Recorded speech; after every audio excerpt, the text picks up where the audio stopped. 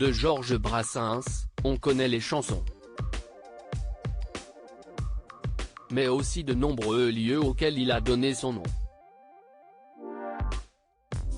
Ce que certains ignorent c'est qu'il a eu une jeunesse plutôt agitée. Il a notamment commis un braquage que sa mère ne lui a jamais pardonné. Depuis toujours, Maxime Le Forestier est fan des œuvres artistiques de Georges Brassens. Dans une interview accordée à RTL en 2021, le chanteur a même révélé avoir appris la musique, à l'âge de 14 ans, avec les textes de celui qui était surnommé Tonton Georges.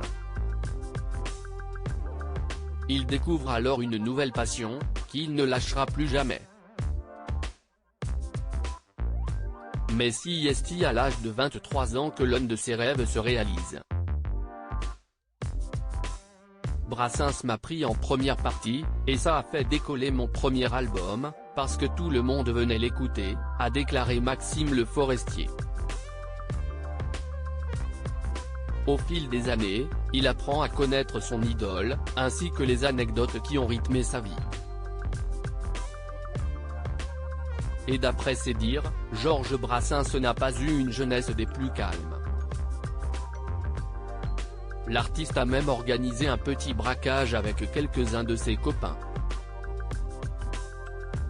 C'était une petite bande qui volait des bijoux, a confié Maxime Le Forestier face à Éric Jean-Jean, avant d'ajouter « Je crois que Brassens a volé sa tante ou quelqu'un de sa famille en tout cas.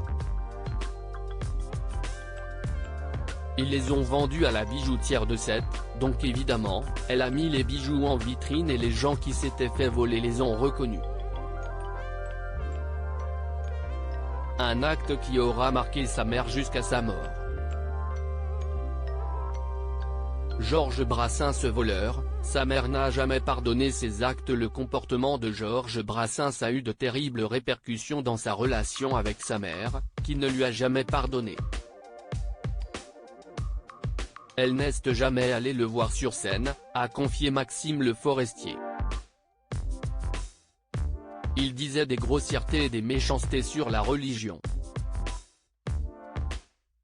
Gibraltar, le secrétaire de Brassens, m'a raconté que le jour où elle est morte, Brassens avant de monter sur scène a déclaré « Si peut être la première fois qu'elle m'entendra chanter ». Une confidence bouleversante au sujet de l'artiste qui nous a quittés il y a bientôt 42 ans.